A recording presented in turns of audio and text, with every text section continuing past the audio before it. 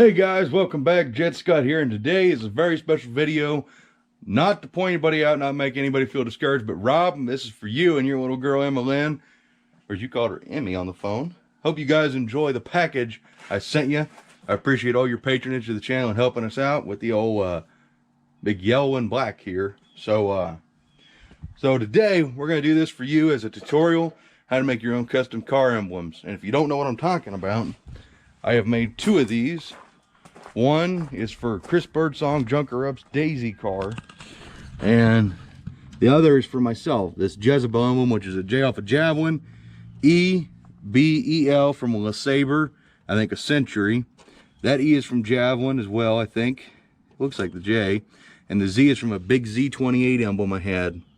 And this one I did to look absolutely like crap, and I wish I would have done it nicer, because it looks cool, and I wish it wasn't so nasty looking, but it looks kind of like crap. But the one I did for Chris is beautiful, the Daisy one. If I had a picture of it, I'd throw it up right here. If not, well, I couldn't find one. So today, this is a tutorial for Rob. He wants to do a one that says Stella, and we've been talking about it, and using a satellite badge, because we can spell Stella with satellite real easy. So this is all about showing them how to do it. So what you're going to need is to make a mold. So this is everything you can get at Hobby Lobby. So this is some really thin plexiglass sheet. In fact, right there, $1.49 right there. In fact, I think, no, this is a brand new piece. I think this is the piece. No, I got a bunch of this I use for my molds, like when I made my T-handle mold. So what you want to do is take your emblem, and you need to shave off any kind of pins on the back. This needs to sit flat. Now you could go to the lengths of drilling those holes exactly so you can keep them, and then place this through it and seal those holes up with hot glue afterwards. That way you can keep those factory pins. But most of the time when you cut up these emblems to get the individual letters, there's no way that you're going to keep those pins where they need to be. So what we're going to do is we're going to take this 66 Charger emblem, at least that's what I believe it is. We're going to cut off the Dodge Forward logo, and we're going to relocate it under here so we make a nice small little badge that we can hang up somewhere. And when we're done, you know, it's going to have that little guy right there, and we're going to cut this plexiglass up, and we're going to build a wall along all the perimeters. And I don't have any hot glue today, so we're going to use masking tape. This is what I use for packing stuff. This makes a great dam material for this. But yeah, we're going to cut the sides out, tape them all up, and I'll show you more once that's ready. The resin we're using is the resin I use for shifters and paperweights and all that stuff. It is $23.99.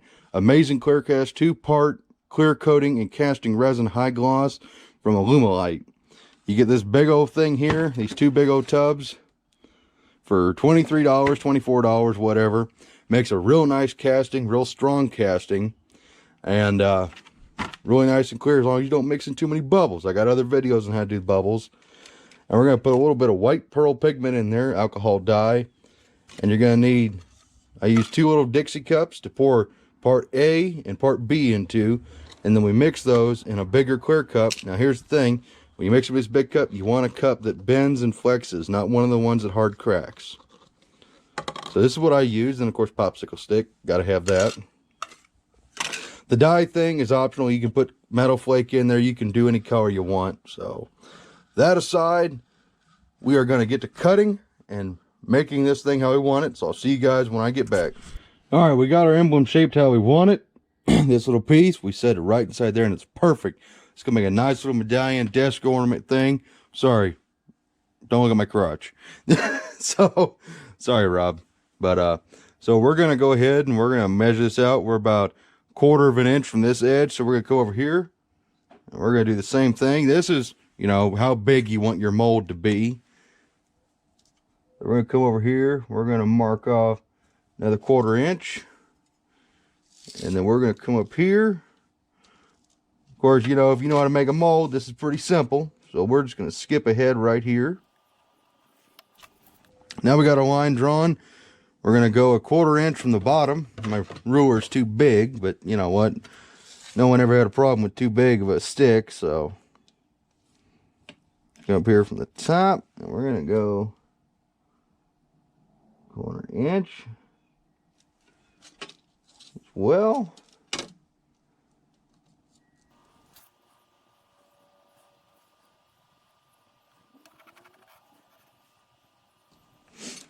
Now we got that basic shape. What we're going to do is we're going to cut that out.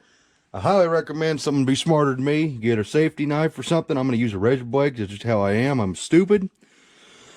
We're going to cut that out. That's going to be our base. And then we're going to cut out the 4 sides. And if you got hot glue, works good. If you don't, good old masking tape will do the same job.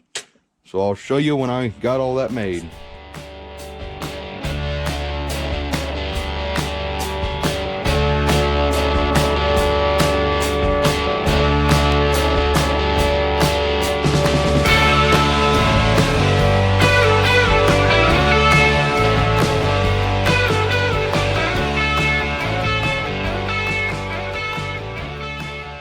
All right, real time here. It took me 3 minutes exactly. One Rob Zombie song, by the way. That's uh-oh, camera.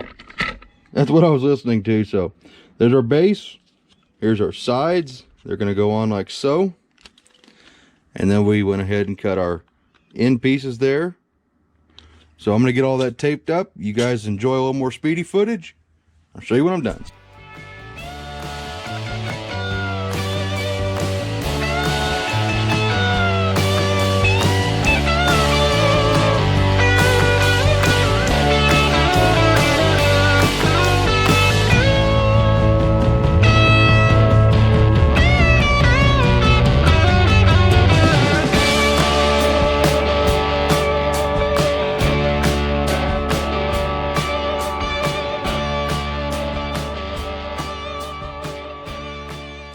Alrighty, so here's our little box. This is completely, a one-time use steel. You have to destroy this to get your piece out 9 times out of 10.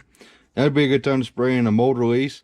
Another thing you can do if you don't trust your tape job, which I don't, but I'm not going to do anyways because I don't care, because I'm a moron, is to fill this with water and see if it leaks. If it leaks, start over.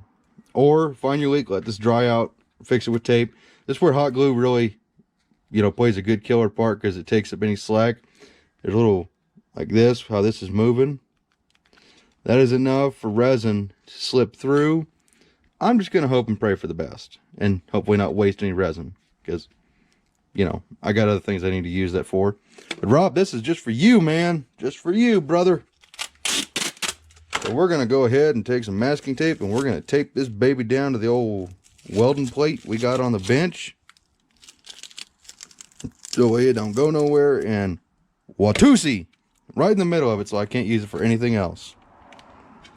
And we take our emblems, which I cleaned up to the point where I'm happy with them. They're not perfectly clean, but I'm fine with that.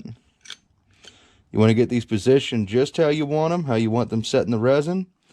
And I'm pretty okay with how that is. Let me pull you off the tripod and I'll show you. Obviously, if you're casting something that floats, you want to tape this down or glue it down or something. These emblems should not float, so there's how they're going to lay. We got a gap, gap, gap, gap, which we can come in with a Dremel and, clean that up and make it contour, or we can leave it a block of resin. One thing you can do is pour a block on the bottom, come back, set your piece on top of that block, and then clear over it so you'll actually have that set in the resin instead of just being covered by the resin, which I think is what I'm going to do. So I'm going to mix up some resin. You guys know how to mix up resin. I got other videos on it. I trust you. Go check those out if you need to know how to mix up resin.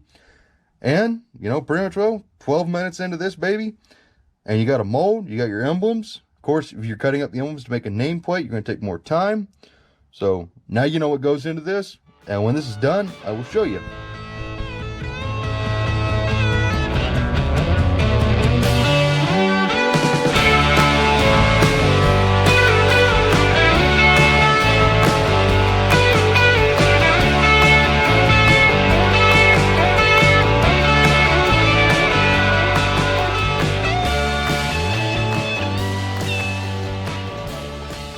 Alrighty guys, we're about ready to pour our next deal. I already got that mixed up. I put one too many drops of pearl in there, so it's going to be a little more of an effect.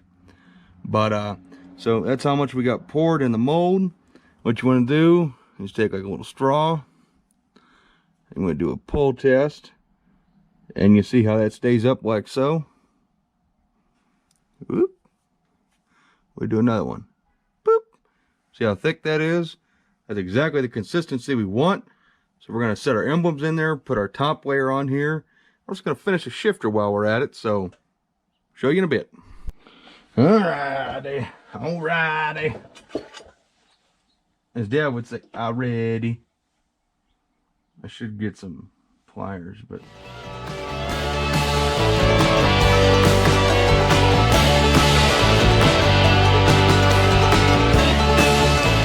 And there you go, Rob. It's that simple. Now we're setting this thing in a full block of resin, so obviously you would just stop after, like, you would just set your emblems down, or you do a thin bed of resin, put your emblems down, and then pour a layer on top. You don't need to go this thick, but I went this thick because I'm making a block of resin to set on my desk. But there you guys go. I'll show you when that thing is demolded and how it turned out. Hopefully I didn't mess up by not putting a layer of resin underneath that emblem, because I see bubbles coming up, so we might have some ugly bubbles, but we'll deal with it.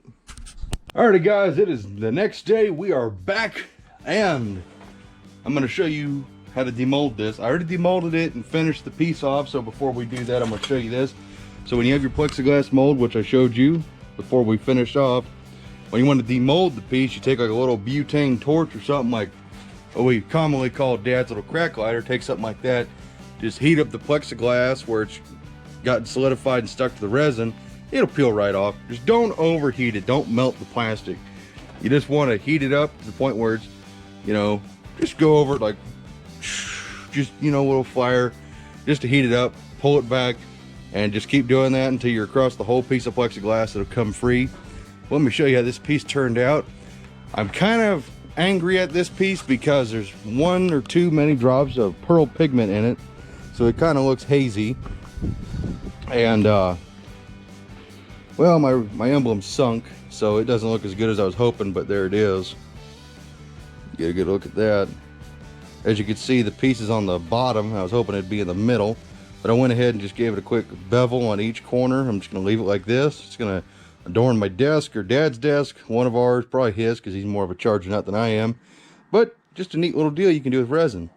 And say if you want to make this into a custom emblem you could stick on your car, say if all your little tabbies are broke. Of course, you wouldn't pour it this thick. This is way too thick.